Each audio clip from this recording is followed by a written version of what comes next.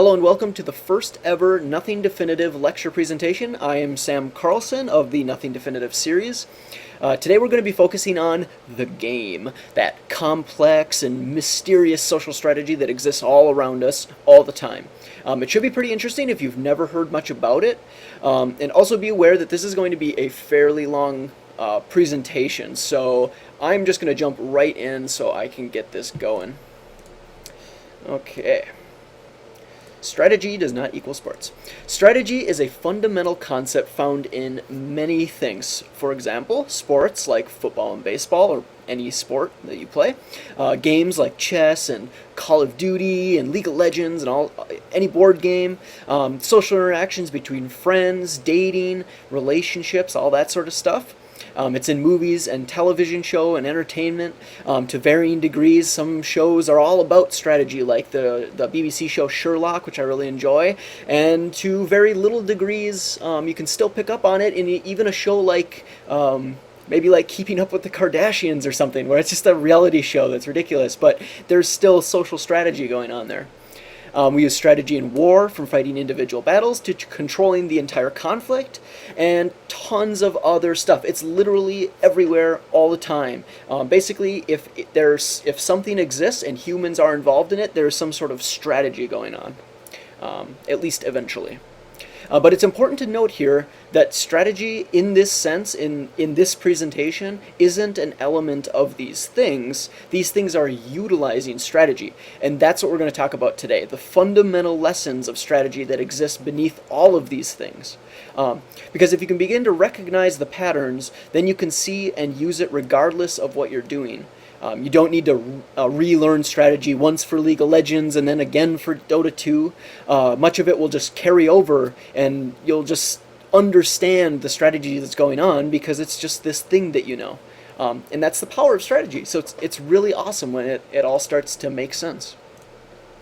But before we go in, we got to talk about ethics, because strategy is potentially very unethical.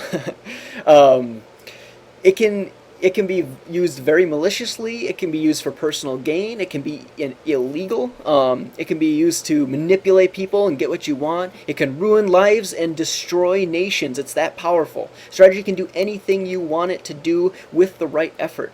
So it's important we recognize that while employing strategy, you may tread into unethical and questionable territories that you should be prepared for. Playing the game may be unethical or even illegal at times. As I said, so through manipulation and control, you may find paths that require you to do very questionable things. It is why knowledge like this isn't really taught or disseminated widely. Well, that and it can be very difficult to understand if you don't spend the time learning it. But you can play ethically. You can pick and choose techniques that shape the game, but has rules and boundaries so that you don't tread into all this questionable territory. It just depends what you're willing to do and what you'll feel comfortable doing. It's also about protecting yourself and having this knowledge so you can see strategy around you and learn to protect yourself and your friends and your family from getting exploited or taken advantage of. But it's important to ask yourself questions like, is playing the game, manipulating people, and using strategy worth it? Is there a better alternative, a more honest and straightforward approach? Is there a better way of handling it? Can I be honest? Am I the type of person that would do these things? What if I run into an ethical wall? Will I be strong enough to do what's right or good? Or will I succumb to the dark side? So this information can seriously be dangerous and lead to very devious and evil things. It's the sort of thinking, as I said previously, they don't teach for a reason. They don't want people thinking like this because it's almost inherently evil in a way. But I published this presentation for a reason.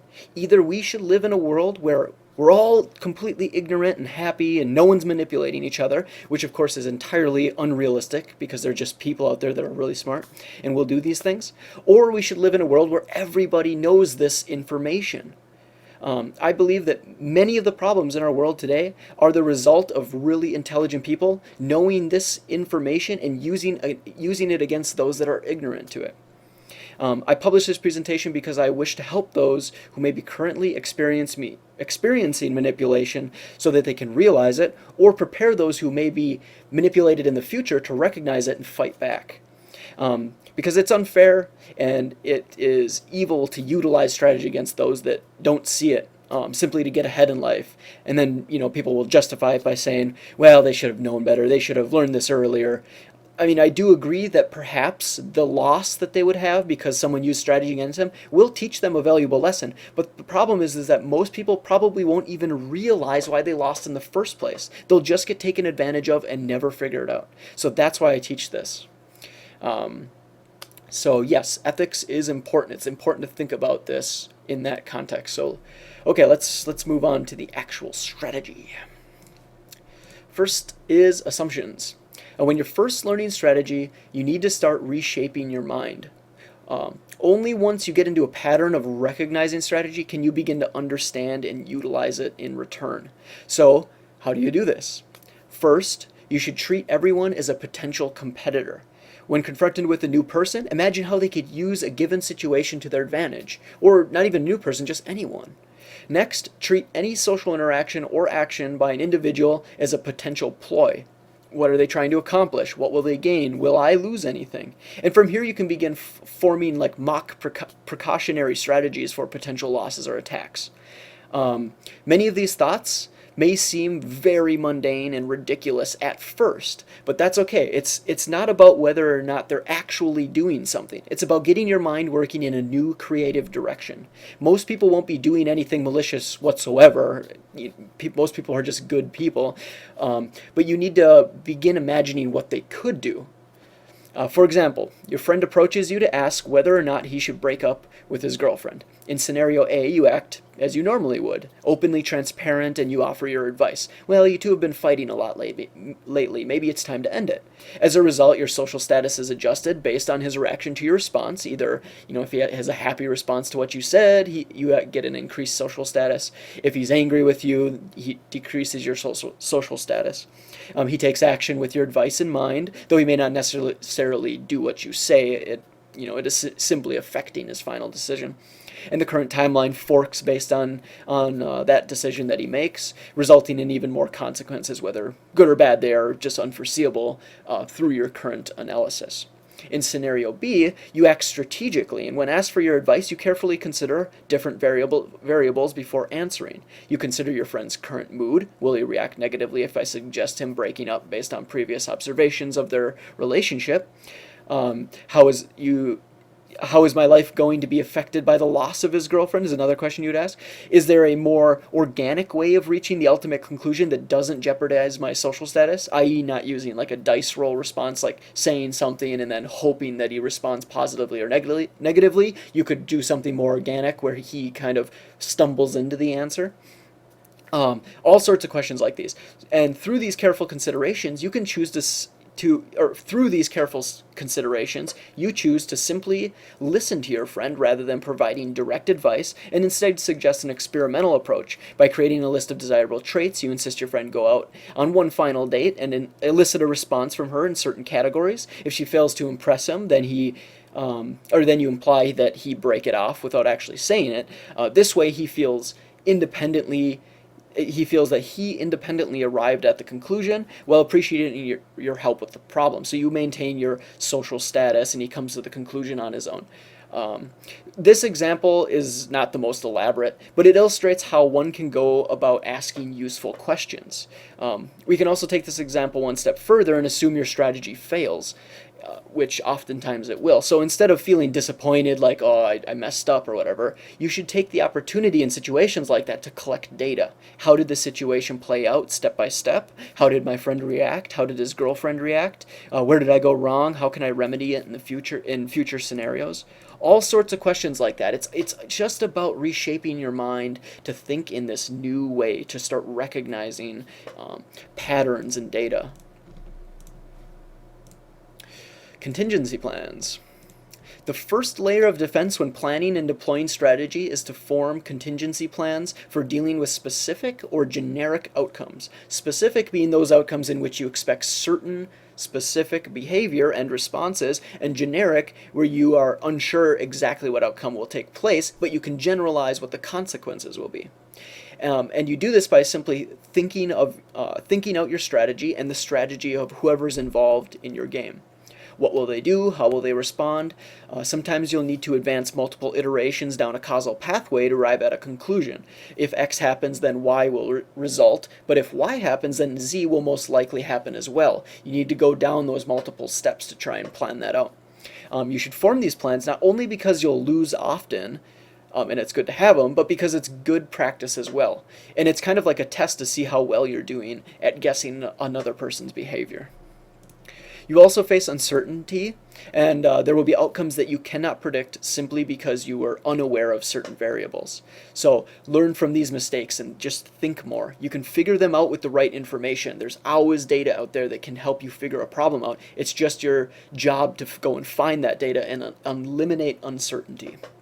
One warning though, one warning or one note, I should say, don't venture too far down a single pathway without recognizing others first. You don't want to only assume X and then find out that Y happened and be completely unprepared. So what that means is do A, B, C, D, E rather than like A and then A1, A2, A3 or something. Don't go down just one path before the others. That's kind of like a piece of advice, I guess. Understanding or underestimating your enemy. Ordinary people may become really easy to predict after a while, but don't underestimate everyone around you. This is a fairly basic tip, I guess. Just because someone may respond innocently to your ruse doesn't mean they aren't aware of what you're doing. They may even continue to play dumb just to bait you into an even worse scenario. That's why it's better to just assume everyone is a worthy adversary. Plus you get good practice by doing that. Although you don't want to waste valuable mental power either, imagining all these fake ploys and then miss the real ploy. So you kind of got to balance that correctly. So just be cautious and open-minded of everyone. Study human behavior, cognitive sciences like psychology and neuroscience, and the art of rationality. This will allow you to read body language, find clues, predict behavior, detect cognitive biases or psychological biases, win arguments, all sorts of stuff. The more you know, the more of a deadly weapon your mind is. So try visiting the site that I'm listing here as an example is lesswrong.com. They have all sorts of great rationality lessons and discussions and things like that. And also be sure to check out my channel, and then in there you can get a link to my blog too. And I talk about some rationality stuff, just different ways to think about life that can help get your mind working in a new direction. Avoid unpredictability. As I mentioned in the previous slide, it is your job to eliminate uncertainty. This is because unpredictable variables are incredibly dangerous and will only serve to hurt you. Each that you fail to recognize is like a dice roll that you'll either get lucky on and avoid or lose on and fail. It's not worth having that random element in your game. You can eliminate unpredictability by doing more research, forming better plans, better contingency plans, and simply thinking more. Also, take heed to the studies that I recommended previously, the cognitive sciences and the art of rationality.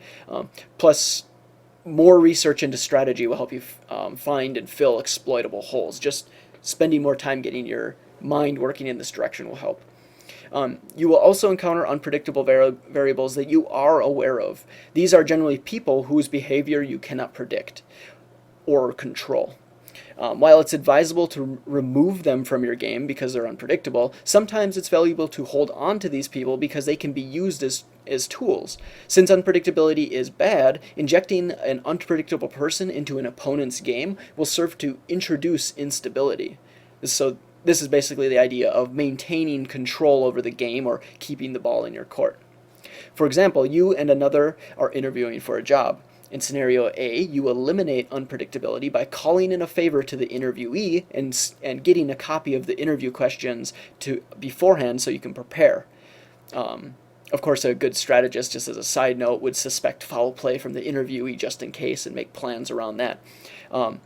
So because of that, because of your ability to get the questions and prepare, you now hold a distinct advantage over the competition.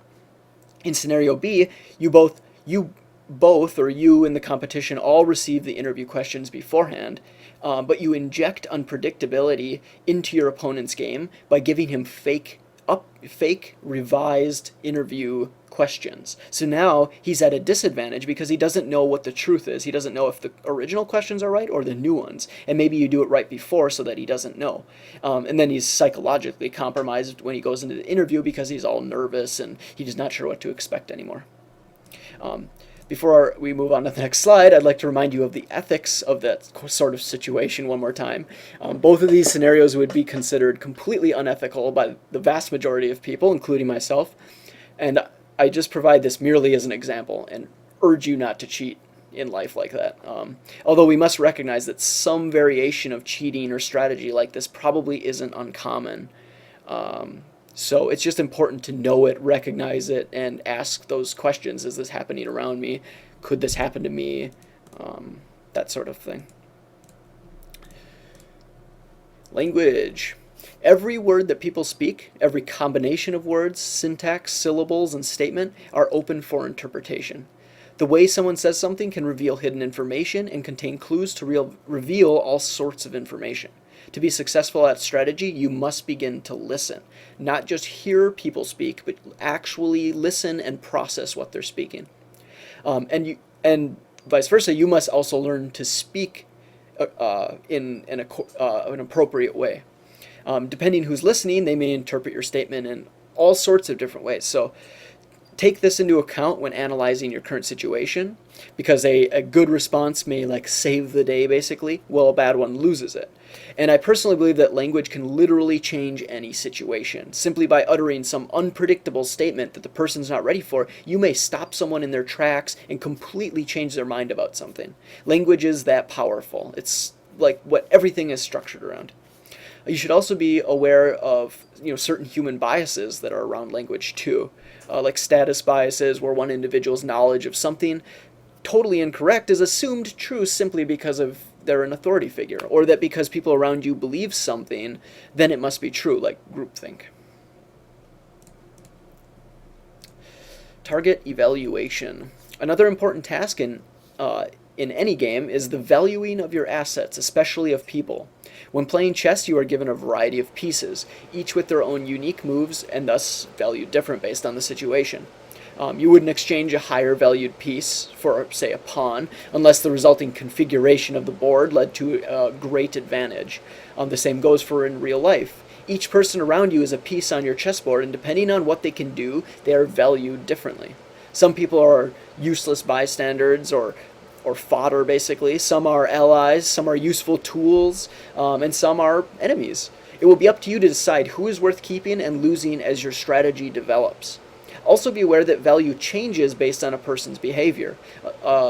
Take, for example, a politician may severely damage his value to you by making certain public announcements and thus change the value. He's no longer this valuable asset that you possess. So you have to keep that in mind. Another example, you have a neighbor who doesn't work for whatever reason and instead spends her time acting as a sort of neighborhood watch. She's up early and taking walks. She's always peering out her window at people. She's aware of any police activity in the neighborhood. She seems, she's kind of like a lonely person that just keeps to herself, but is also that kind of watchful eye. All sorts of things like that. Thus you value this person higher than your other neighbors. This person could serve a strategic tool for your home, so you decide to befriend her.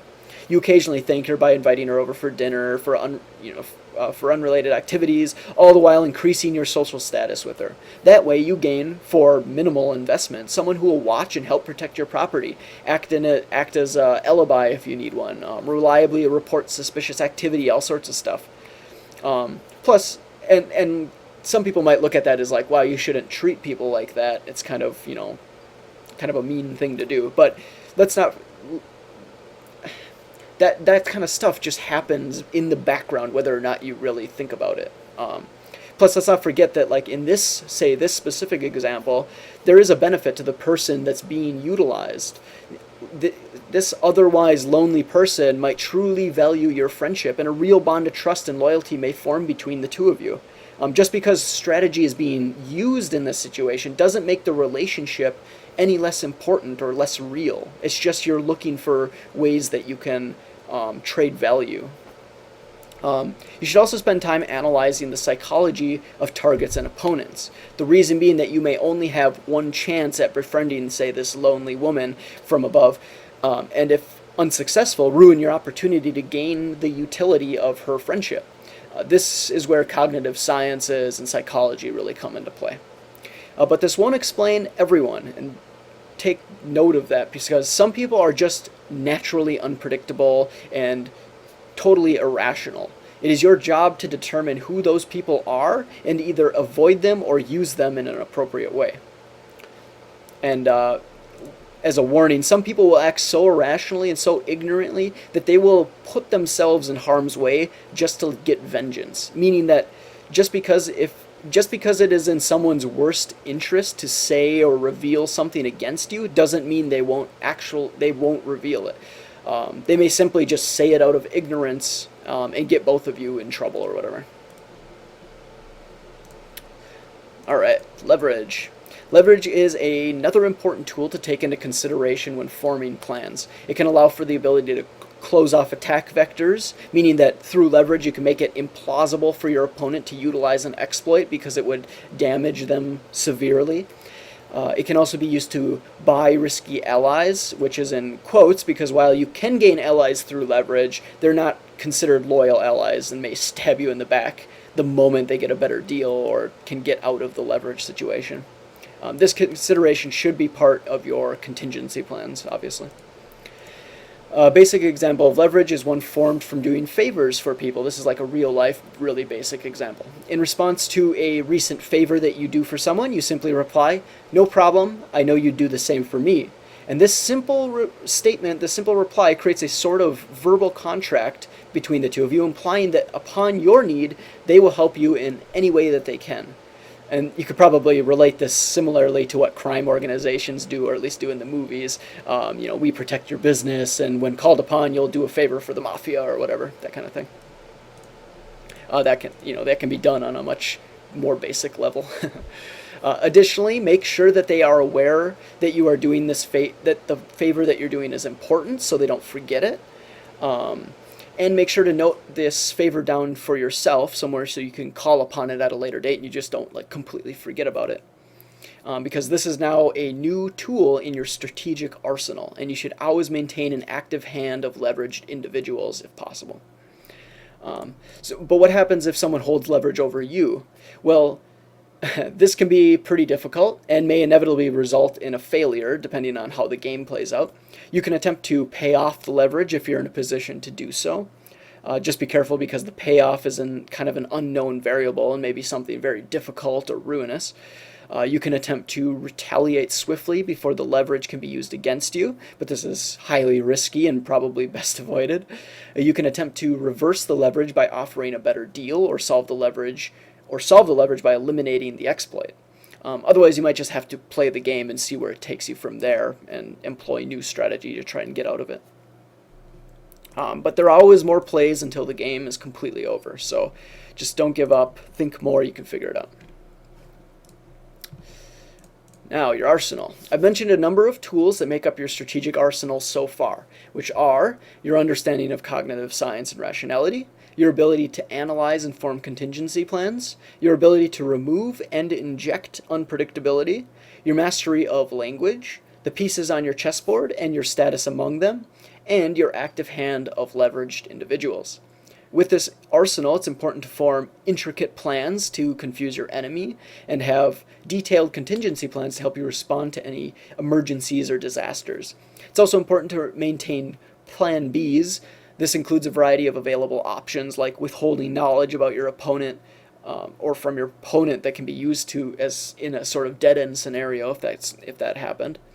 For example, a statement that can buy you time because it forces your opponent to reassess the situation is useful, or a statement that can get you off the hook because he or she didn't account for your knowledge of that vital piece of information, which is kind of like using leverage to rebalance the scales. If you don't have these things, you should avoid a confrontation if possible. It's just dangerous.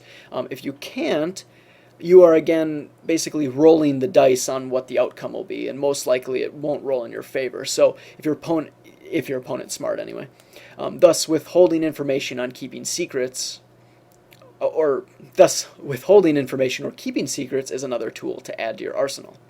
A more realistic example of this would be say you're in the company of 4, you maintain a secret about one of the people in that group that he or she is embarrassed of. You can now utilize this secret as leverage over them. As a result, you can either misdirect the conversation away from, say, something that you didn't want brought up, or you can just expose it and basically ruin them or whatever. You can force them to withhold information, stop them from saying something by, kind of threatening it with them, among all sorts of other capabilities, just depending on how creative you want to get. I should again note that the ethics of the situation are in question.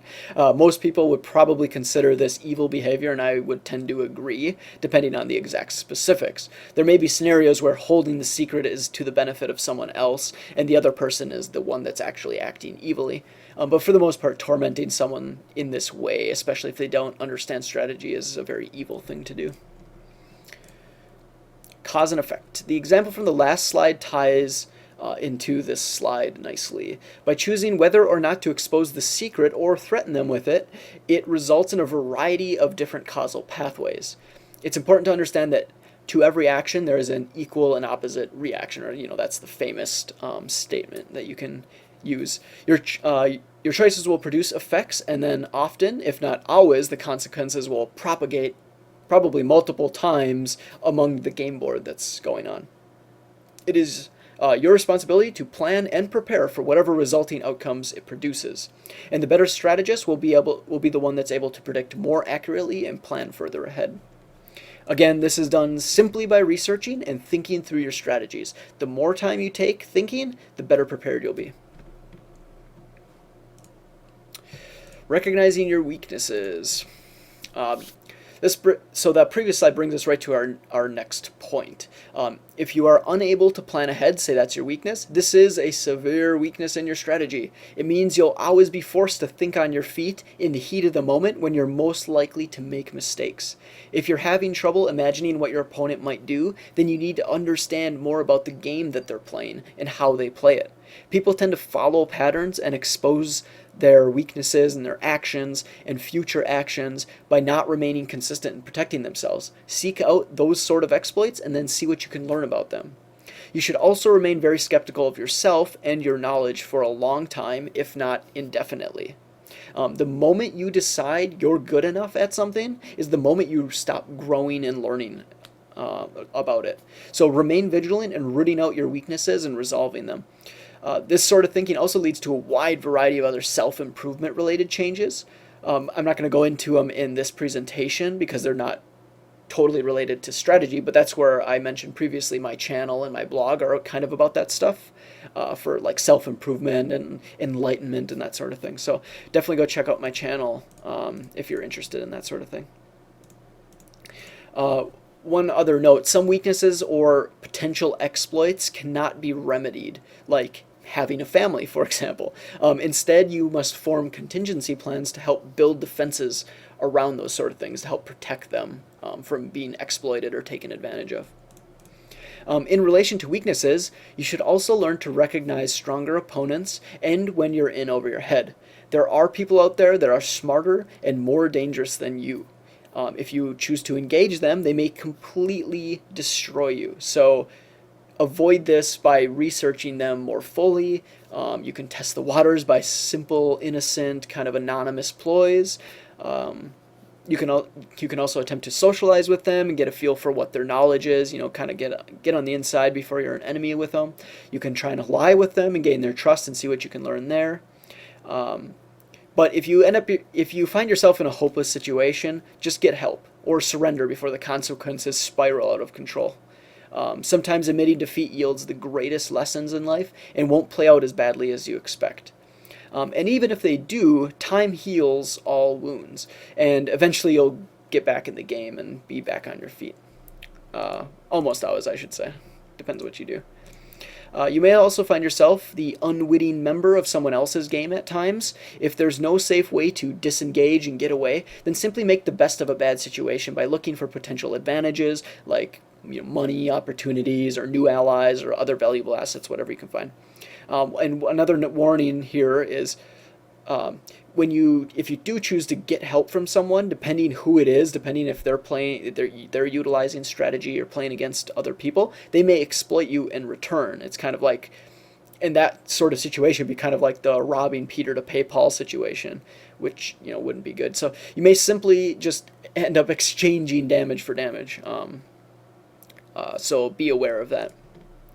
Conversely, if you're in a powerful situation, finding and exploiting the weaknesses of your enemies or opponents is probably the easiest way to take control. But don't forget the ethics of what you're doing, what we talked about before. Exploiting others' weaknesses is definitely evil and is a method used by some of the most evil people on this planet.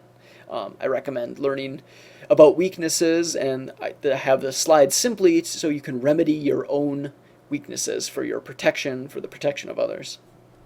An example of exploiting a powerful opponent may come from the complexity of his empire. If someone maintains a wide array of assets and allies and has really far-reaching branches in his empire, those branches will be weaker than the foundation that he's built on. By exploiting and destroying his branching arms, you can incite chaos, disorient him, and expose new holes in his defense to work with. But be aware that this may end up being kind of a race against time if that happens, because once he determines who his opponent is, he's going to come after you. You'll need to either knock him down completely or in that situation, or he'll reevaluate his plan and come take you out. This comes back to the whole ball in your court analogy. You must try and maintain control whenever you're doing things like that. And one final note about humans: it is incredibly dangerous to destroy another person's empire. If you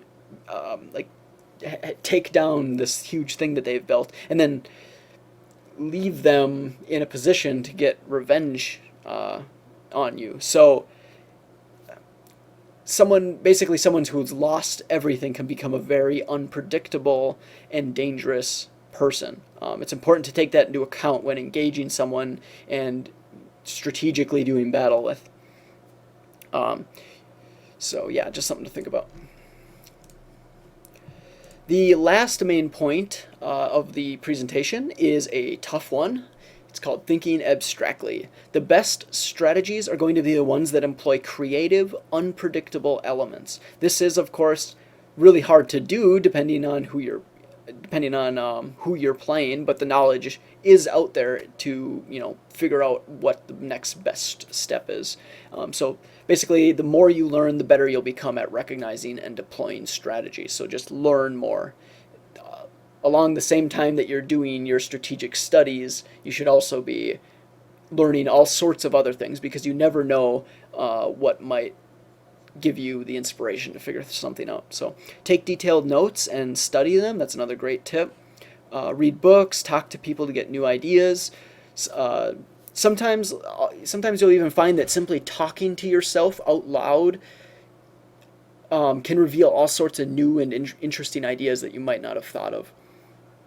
Consider abstractions, consider simplicity, consider what your opponent has done recently and what they haven't done in a while. Inject unpredictability into his game just to kind of test him, and be completely random if possible. Sometimes that can work really well.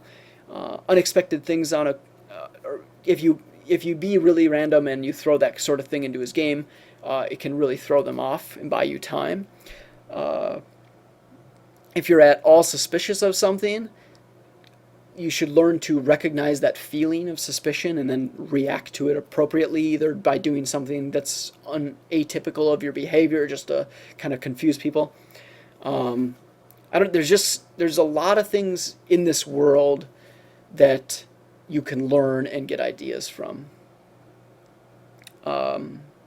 And because of that, no human on this planet can manage everything at once. They can't know everything. That's why strategy exists in the first place, because we're not perfect. So think outside the box and you'll discover all sorts of interesting and new ways to think. Okay, so why bother doing any of this? Why bother doing any sort of strategy? Well, like I said at the beginning, the main reason is to simply be aware that devious things may be going on around you. There are millions of possibilities for people to exploit you in life, and understanding the basic, fundamental strategy that exists around us can serve to protect you in many different ways. But there are other reasons as well. First, understanding strategy can be just fun and enlightening. Since it applies to virtually all aspects of life, for example, entertainment like sports and television, the ability to really comprehend what's going on at a deeper level can just be great. It's just fun and really interesting, plain and simple. I'd also argue that it increases your intellect by a significant degree, just based on how much understanding you'll have and how you'll be able to break down the world around you in a very fundamental way and analyze it. It's just deep knowledge that makes you smarter in so many aspects. There's also the competitive aspect of strategy that makes playing the game against people very rewarding, just like any sport. It's fun, it's competitive, energetic, exciting, all those things that make sports great. Strategy is the same way. There's the obvious and questionable benefit of using this knowledge to gain advantages in life, which we've covered in the ethics part. This, of course, is something you could do, but should carefully consider because it basically makes the world a more shitty place, frankly. But anyway, so how do you get involved in this sort of complex strategery? Well, it's pretty simple. Simply, you just desire something you don't have that's not easy to get. Or you pick a target and choose to do something to them, basically. That's really, it's really that simple. The only reason you haven't really noticed this stuff before, or won't see results at first, is because most people aren't doing these sort of things. So you're basically playing against no one, at least at first. But eventually you'll begin to notice the game at a deeper level. You'll find opponents and strategies worth pursuing, and then it'll get interesting. Please just be ethical and do the right things. You can play the game and use strategy in a fun and friendly way, and that's the only way that I really encourage it. That and protecting yourself. I'd also like to address people's reaction to this knowledge before closing. Oftentimes, when you begin explaining this sort of information to people, it results in this kind of suspicious and negative reaction. It's almost like uncomfortable knowledge because it seems untrustworthy to know it. This is not an absurd reaction. With the amount of trickery that's going on in our world all the time, it's good to be suspicious and skeptical. The problem with denying or hiding from this information is that you can be exploited and never even realize it. There may be people all around you all the time that are taking advantage of people, manipulating people, using language in very subtle and powerful ways, and you should be responsible for rooting it out and fighting back, especially if you have people to protect, like friends and family. So please heed this presentation kind of as a warning too, because it's not just simple, innocent strategy, in movies and TV and sports that's going on that we need to recognize. It's the powerful, dangerous, and highly questionable strategy that's going on in the world around us that we choose to kind of be ignorant to. Plus, just because you know this sort of information doesn't mean you have to use it. And in fact, I encourage you not to, frankly. I just want everyone to know it so we're all on a level playing field. And lastly, this presentation only covers a tiny bit of strategic knowledge out there. There is a ton of stuff that we could talk about. This presentation could go on for days. Because there's just so many examples and things to analyze, specific, like how could you do this, how should you handle this, but this presentation is just designed for a basic introduction to kind of get your mind working in a new way to say, whoa, what do you mean this exists, what is this sort of thinking? It's going to be your job now, if you're interested in this, if you want to help protect yourself and learn more about it and understand strategy, to go out and start researching. And if you check in the video description below, I will have a link to the Less Wrong, Like I said, go to my channel and blog. There's content there. I'm also going to be putting a Wikipedia page down there with a list of cognitive biases you can look into which are really interesting. But otherwise, just go out and try and find really interesting, compelling content to get your mind working in a new way. So that wraps it up. Thank you very much for watching the first ever Nothing Definitive lecture presentation. I'm not sure if I'll do more follow-up slides to this specific topic, maybe in the future, but I don't have anything planned at the moment. I do have some other presentations coming up though, so be sure to subscribe above. Every subscription helps, and you can get access to the newest content and ideas and thoughts and stuff like that. Also, please be sure to leave a comment if you have something to say. If you enjoyed it, leave a comment too, because I don't know what your thoughts are, and it's helpful to know whether or not this was something worth putting out there or not, or if I should make improvements and that sort of thing. So, yep. Thank you very much for watching, and see you next time.